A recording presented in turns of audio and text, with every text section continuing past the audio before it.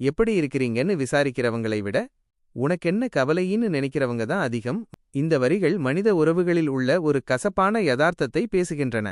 இதை இப்படி புரிந்து கொள்ளலாம்.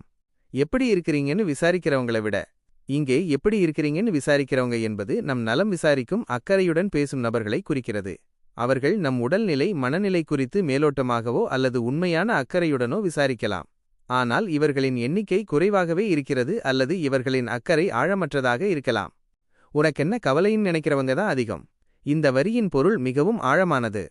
உனக்கென்ன கவலை என்று மற்றவர்கள் நினைப்பது நாம் ஏதேனும் சிரமத்தில் இருக்கும்போது அல்லது சோகமாக இருக்கும்போது இவனுக்கு என்ன பிரச்சனை இருக்கப் போகிறது, இவனுக்கு எந்த கவலையும் இருக்காது என்று மற்றவர்கள் புறந்தள்ளி விடுவதை குறிக்கிறது.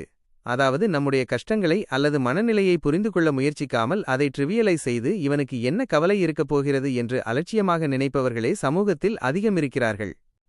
சுருக்கமாகச் சொன்னால் நம்முடைய நலனில் உண்மையான அக்கறை கொண்டு விசாரிப்பவர்களை விட நம்முடைய கஷ்டங்களை அல்லது கவலைகளை புரிந்து கொள்ளாமல் உனக்கென்ன கவலை என்று அலட்சியமாக நினைப்பவர்களே உலகில் அதிகம் இருக்கிறார்கள் என்பதே இந்த வரிகளின் மையக் கருத்தாகும். இது தனிமனிதர்களின் உணர்வுகளை புரிந்து கொள்வதில் சமூகம் காட்டும் அலட்சியத்தையும் மேலோட்டமான உறவுகளையும் சுட்டிக்காட்டுகிறது.